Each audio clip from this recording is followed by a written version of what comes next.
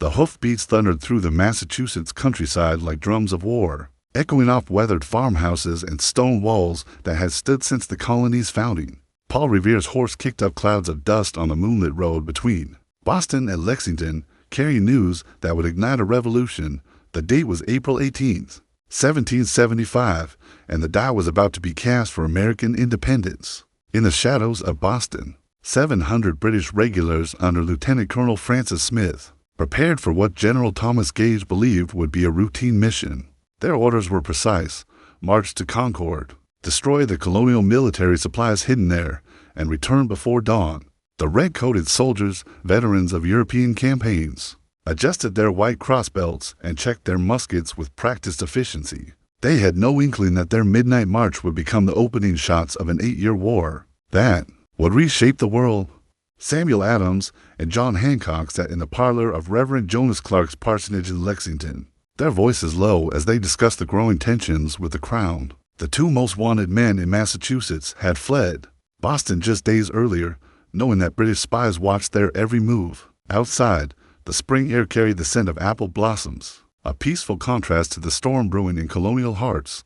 Captain John Parker, a veteran of the French and Indian War, had dismissed his company of Lexington militia hours earlier. The men had gathered on the village green after receiving word of British movement, but as the night wore on with no sign of the enemy, Parker sent them home with instructions to reassemble at the beat of the drum. His weathered hands bore the calluses of both farming and soldiering, and his eyes held the steady gaze of a man who had faced death before. The British column moved like a serpent through the darkness, their polished boots keeping rhythm on the dirt roads. Major John Pitcairn of the Royal Marines rode near the front, his experienced eye scanning the countryside for signs of colonial resistance. Behind him marched the light infantry and grenadiers, the elite troops of their respective regiments, men who had served the Crown from the Caribbean to the Canadian frontier. William Dawes had taken the southern route through Roxbury and across Boston Neck, his mission identical to Revere's, but his path more perilous. The British had posted guards at the narrow crossing, but Dawes, disguised as a farmer returning from market, convinced the sentries to let him pass. His horse's steady gait carried him through sleeping villages where colonial militiamen lay, unaware that history was marching toward them. As documented in David Hackett Fisher's comprehensive work Paul Revere's Ride, the alarm system that night represented years of careful planning by the colonial resistance. Church bells began tolling across Middlesex County, signal fires blazed from hilltops, and riders galloped down every country lane. The countryside came alive with purpose as farmers reached for muskets hanging over their mantels, and mothers prepared supplies for sons who might not return.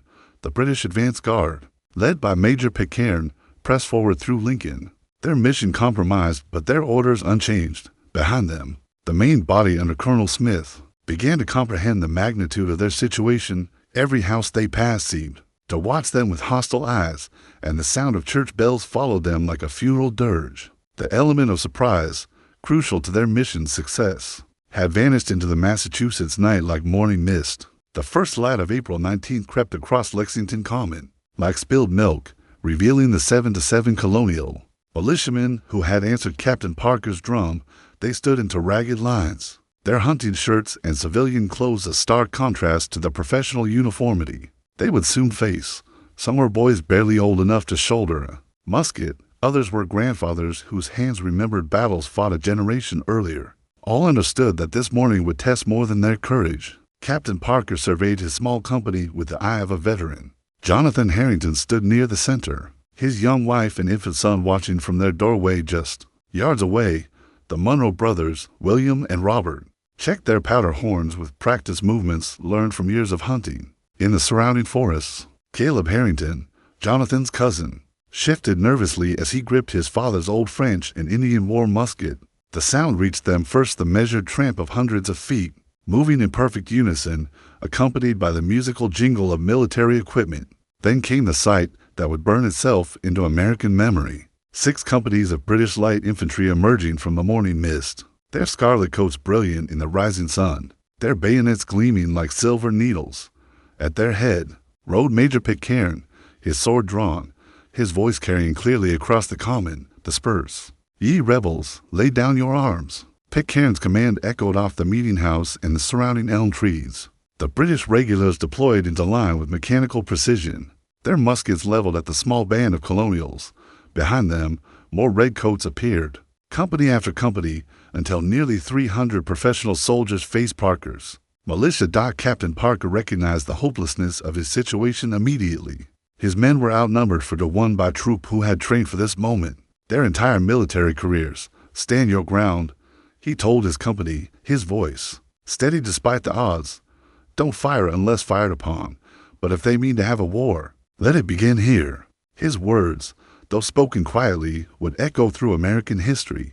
The tension stretched like a bowstring as the two forces faced each other across the dewy grass. British officers shouted orders while their sergeants dressed the ranks. The colonial militiamen, many of whom had never faced professional soldiers in battle, felt their hearts hammering against their ribs. Some began to move slowly toward the edges of the common, following Parker's unspoken signal to disperse without surrendering their weapons. Then came the shot that, in Ralph Waldo Emerson's immortal phrase, was heard round the world.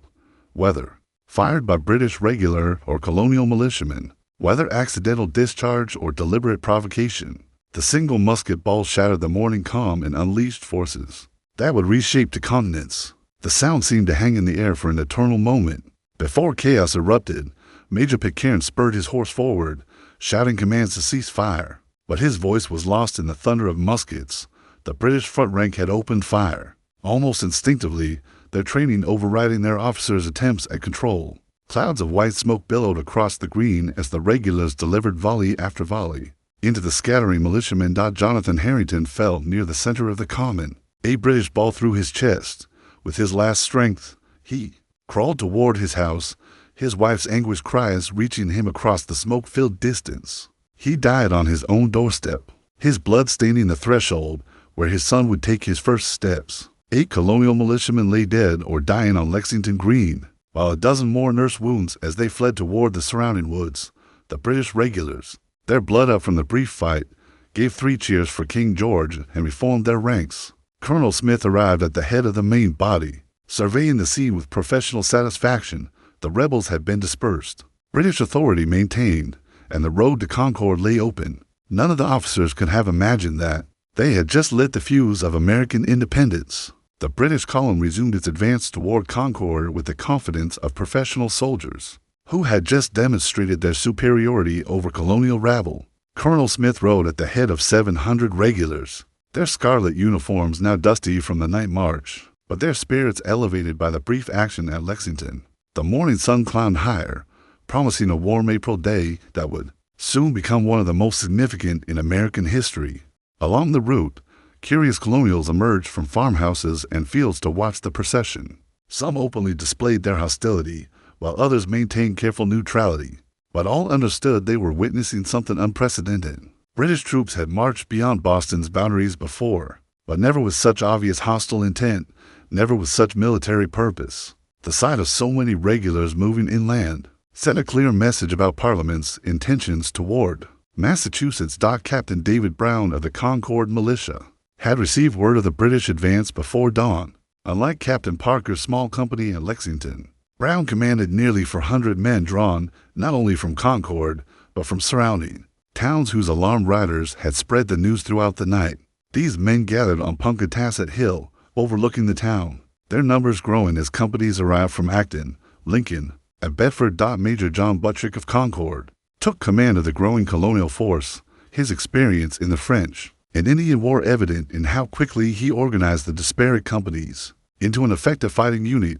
The men were farmers and artisans, blacksmiths and merchants, united by their opposition to British policies, but lacking the rigid discipline of professional soldiers. What they lacked in training, however, they compensated for with intimate knowledge of the local terrain. The British entered Concord at approximately 8 o'clock in the morning, their drums beating and their colors flying. Colonel Smith established his headquarters at Wright's Tavern, while sending companies to search for the hidden military supplies. Captain Lawrence Parsons led 3 companies toward the North Bridge to secure that crucial crossing, while other detachments spread throughout the town to conduct their searches. The colonials had anticipated this moment for months. Most of the military stores had been moved to safer locations days earlier. Scattered among dozens of hiding places throughout Worcester County, what remained a few cannon, Some musket balls and barrels of flour was quickly discovered and destroyed by the efficient British search parties. They rolled the cannon down wells, threw the musket balls into mill bins, and set fire to the flour, creating smoke columns visible for miles. Rever and William Emerson watched from his manse near the North Bridge as British soldiers took positions. On the far side of the Concord River, the young minister, grandfather of the future poet Ralph Waldo Emerson, had seen the colonial companies gathering on the hills and understood that his peaceful town was about to become a battlefield. His written account would later provide crucial details about the day's events, as documented in Robert Gross's historical study, The Minutemen and Their World. The social fabric of Concord reflected the complex loyalties that divided Massachusetts on the eve of Revolution. While most townspeople supported resistance to British policies, some remained loyal to the Crown, creating tensions that would complicate the day's events. These divisions ran through families and friendships, adding personal drama to the larger political conflict. Captain Parsons positioned his men at the North Bridge with professional competence, posting sentries and establishing clear fields of fire. His soldiers, veterans of European campaigns, quickly recognized the tactical significance of the narrow wooden span. Control of the bridge meant control of movement between the town and the surrounding countryside, a lesson learned on battlefields, from Flanders to the Rhine.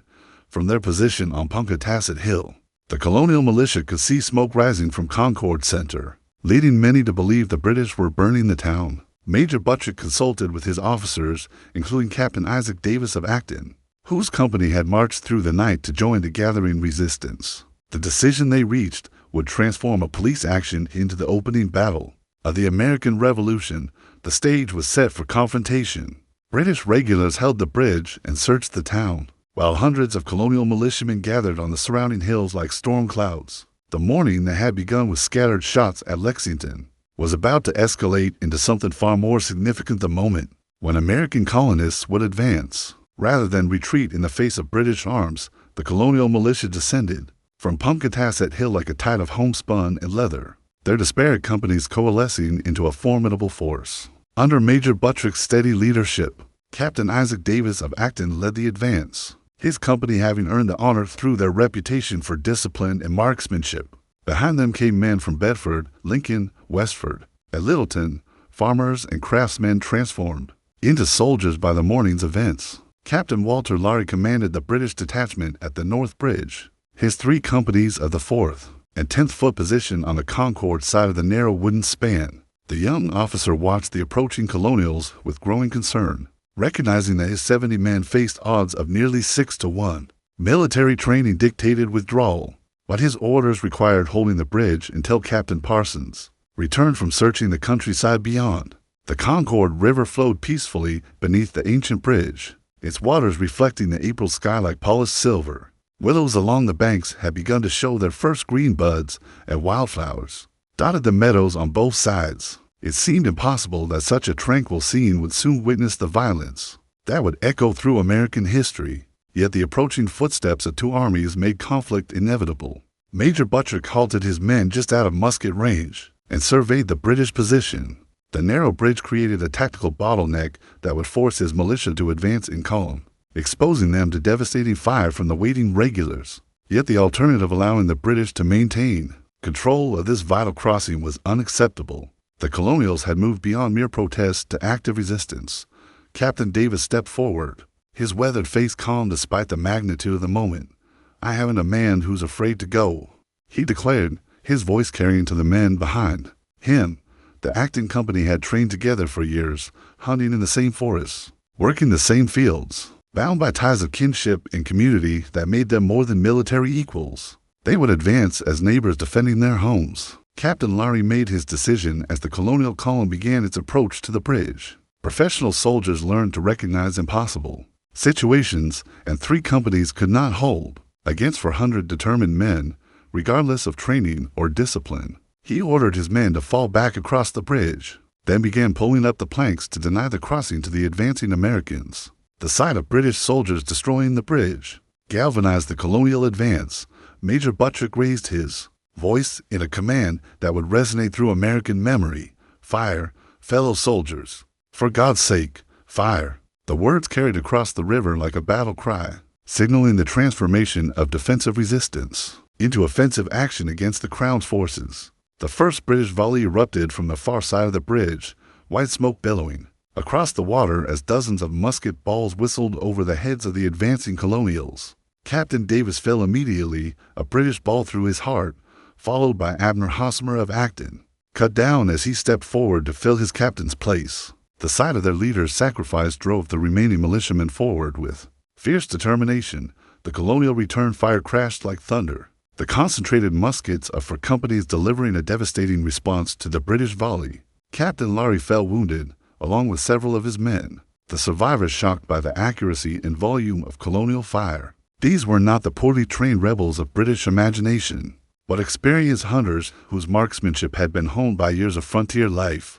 As recorded in the comprehensive account by historian David Hackett Fisher, the engagement at North Bridge represented a crucial psychological turning point.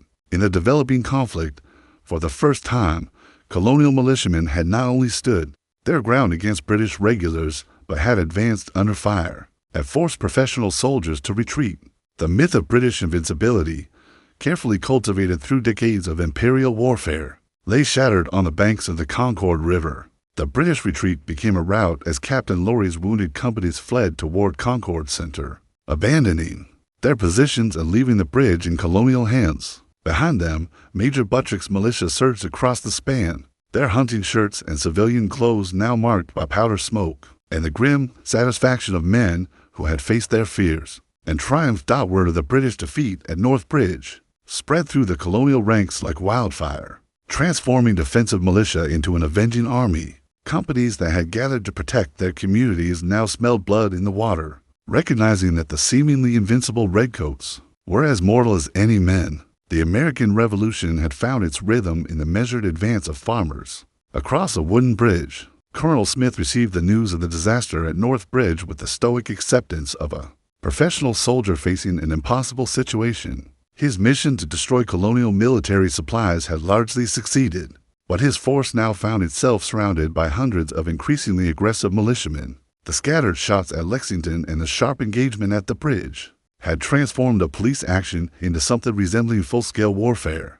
The British began their withdrawal from Concord. At approximately noon, their ranks somewhat disordered by the morning's unexpected resistance. Smith formed his column with the light infantry as advance guard, the grenadiers protecting the flanks and the wounded in the center. Major Pitcairn, his earlier confidence shaken by events at the bridge, coordinated the rear guard with the grim efficiency of a veteran who recognized approaching catastrophe. The Colonial militia had grown throughout the morning as alarm riders carried news of the fighting to towns throughout Middlesex and Worcester counties. Companies from Framingham, Sudbury, Maynard, and Stowe had joined the original Concord force, creating an irregular army of nearly 800 men. Unlike European battlefields where opposing forces met in formal array, this conflict would be fought from behind stone walls, trees, and buildings. Captain Timothy Pickering of the Salem Militia had ridden hard through the night, his company arriving just as the British column began its retreat. A future Secretary of State under Presidents Washington and Adams, Pickering brought military experience that proved invaluable in coordinating the growing Colonial force. His ability to communicate between different militia companies helped transform individual acts of resistance into coordinated harassment. The first shots of the retreat rang out as the British column passed through Concord's outskirts, Colonial militiamen firing from concealed positions before melting back into the countryside. These were not formal military engagements, but the deadly cat and mouse game of irregular warfare, perfectly suited to men who had spent their lives hunting in dense New England forests. Every stone wall became a fortress, every copse of trees a potential ambush. The British soldiers, trained for European-style warfare where enemies met in open fields, found themselves fighting phantoms who appeared and disappeared like the wisps. Their scarlet uniforms, magnificent on parade grounds, made them perfect targets in the green Massachusetts countryside. Their rigid formations, essential for delivering concentrated firepower, became death traps on narrow country roads flanked by covered. Dr. Samuel Prescott, who had completed Paul Revere's interrupted ride the previous night, now served as a messenger coordinating militia movements. His intimate knowledge of local roads and paths proved invaluable as Colonial companies moved to intercept the retreating British column. The same network that had spread the alarm now facilitated a running battle across 20 miles of hostile territory. At Miriam's Corner, where the road from Concord joined the main route to Lexington, the Colonial Militia achieved their first major success of the retreat. Companies from Reading and Billerica had positioned themselves behind stone walls on both sides of the narrow way, creating a deadly crossfire that raked the British column from front to rear. The regulars' attempts to clear the walls with bayonet charges met fierce resistance from men defending their native soil. The engagement at Miriam's Corner demonstrated the evolution of colonial tactics. During the day's fighting, rather than meeting the British in formal battle, the militia had learned to use the terrain to their advantage, concentrating fire at choke points before withdrawing to fight again. Further down the road, this flexible approach maximized their strengths while minimizing their exposure to British discipline and firepower. Major Pitcairn found his rear guard under constant pressure. As more militia companies joined the pursuit, the British wounded, carried on improvised stretchers or supported by their comrades, slowed the column's progress and provided additional targets for colonial marksmen. Every mile of the retreat extracted its toll in blood, transforming the orderly withdrawal into a nightmare of running combat. As documented in historical accounts from the Massachusetts Historical Society, the retreat from Concord represented a fundamental shift in the nature of colonial resistance. What had begun as protests against taxation had evolved into armed rebellion against royal authority. The blood spilled on country roads between Concord and Lexington could not be washed away by parliamentary concessions or royal pardons. The afternoon sun climbed higher as the British column struggled eastward, their ammunition running low, their wounded multiplying, their confidence shattered by an enemy that refused to fight by European rules. Behind them, the Massachusetts countryside swarmed with armed men whose anger had been building for a decade. A perceived oppression, the retreat that had begun in good order was becoming a rout. The British column staggered eastward along the Bay Road like a wounded beast, harassed at every turn by colonial militiamen who materialized from the landscape like avenging spirits. Colonel Smith, now wounded himself by a musket ball through the thigh, struggled to maintain military discipline as his force disintegrated under constant attack. The professional soldiers who had marched confidently from Boston 12 hours earlier now fought for their lives against an enemy they had consistently underestimated. At Hardy's Hill, the militia companies from Weston and Waltham had established positions behind a long stone wall that commanded the road for nearly a quarter mile. Captain Lamson of Weston coordinated the ambush with the precision of a man who had hunted these woods since boyhood. As the British advance guard approached, over 100 muskets spoke simultaneously, their concentrated fire dropping redcoats like autumn leaves. The regulars' attempts to storm the wall met fierce resistance from men who knew every stone and tree in the surrounding countryside. Unlike European battlefields where cavalry could outflank infantry positions, the broken terrain of Massachusetts favored defenders who could retreat through familiar forests to fight again at the next favorable position. The British found themselves trapped in a nightmare of guerrilla warfare, for which their training had not prepared them. Captain William Smith of Lincoln led his company in a flanking movement that caught a British detachment attempting to clear a roadside house. The young farmer-turned-soldier had grown up in these fields, and his intimate knowledge of local terrain allowed his men to appear where the enemy least expected them. The sharp firefight that followed left 6 redcoats dead and demonstrated the growing confidence of colonial forces. Major Pitcairn's rear guard faced the heaviest pressure as more militia companies joined the running battle. Men from Charlestown, Medford, and Arlington had answered the alarm, swelling the colonial force to over 1,000 muskets. These late arrivals brought fresh ammunition and fierce determination, having marched through the night to defend their fellow colonists against what they saw as British aggression. The road through Lincoln Center became a killing ground as militia companies converged from multiple directions. The Samuel Hartwell House served as a fortress from which colonials poured devastating fire into the British column, while other groups attacked from the surrounding orchards and fields.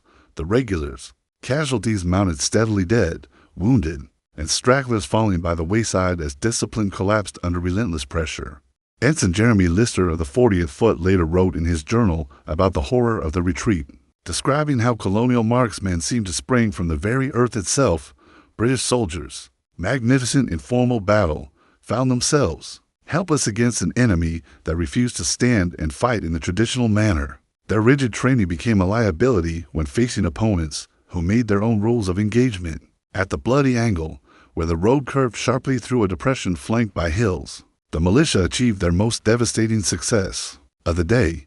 Captain John Nixon of Sudbury had positioned his men to create a perfect killing field, with overlapping fields of fire that caught the British column from 3 directions simultaneously. The concentrated musketry shattered the advance guard and brought the entire column to a halt. The British wounded now numbered in the hundreds, their blood staining the dusty road and their anguished cries adding to the chaos of running combat.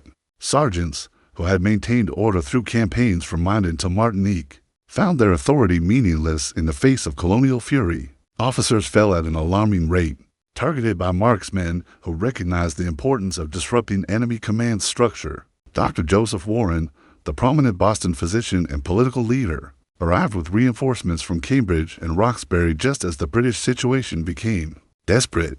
Warren's presence provided additional coordination to the colonial effort, his medical knowledge proving valuable in treating wounded militiamen, while his political standing helped maintain unity among the diverse companies converging on the battlefield. As recorded in Frank Coburn's detailed study, The Battle of April 19, 1775. The running fight between Concord and Lexington demonstrated the emergence of distinctly American military tactics. The colonials had instinctively adapted European methods to New World conditions, creating a form of warfare that maximized their advantages while exploiting British weaknesses. The afternoon wore on with no relief in sight for the beleaguered regulars. Their ammunition was nearly exhausted, their wounded had become an impossible burden, and their morale had cracked under hours of constant attack. Only the approach to Lexington, where their ordeal had begun at dawn, offered any hope of survival. But even that hope would prove illusory as fresh colonial forces gathered for the final act of the day's drama. The thunderous sound of cannon fire rolled across Lexington Common, like a promise of deliverance to the desperate British column. Lord Hugh Percy had arrived with nearly 1,000 fresh troops and 6-pounder field pieces, their bronze barrels gleaming in the afternoon sun. The young Earl, son of the Duke of Northumberland and a veteran of European campaigns, had marched from Boston upon hearing the distant sound of musketry echoing across the Charles River. Colonel Smith's shattered force stumbled into Lexington at approximately 2 o'clock, their scarlet uniforms torn and bloodied, their ranks decimated by the running battle from Concord. Many regulars collapsed from exhaustion as soon as they reached Percy's defensive perimeter, while others stared with hollow eyes at the carnage that had befallen their once proud column. The professional soldiers who had dismissed colonial militia as rabble now bore witness to American fighting prowess. Percy surveyed the wreckage of Smith's expedition with the calculating gaze of an experienced officer. The original 700 men had been reduced to fewer than 400 effective soldiers, their ammunition nearly exhausted, their morale shattered by hours of guerrilla warfare. Without immediate reinforcement and resupply, the entire force would have been destroyed by colonial militia who had proven far more formidable than British intelligence had suggested.